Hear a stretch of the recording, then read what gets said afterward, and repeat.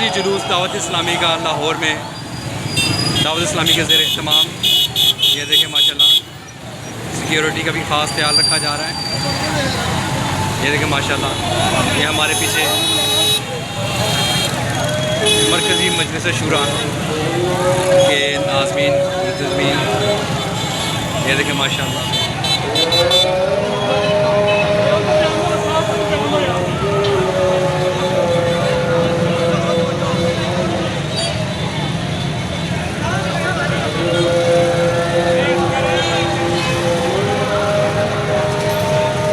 ماشاءاللہ سبحان اللہ. یہ دیکھیں حاجی غفور رضا طاری مرکزی مجلس شورا کے رکن حاجی غفور رضا طاری صاحب اوپر ٹرک پہ بیٹھے ہوئے ہیں ماشاءاللہ. یہ اذان ہو رہی ہے اس لیے انہوں نے خاموشی اختیار کی ہوئی ہے. خاموشی سے اذان کا جواب دے رہے ہیں. سبحان اللہ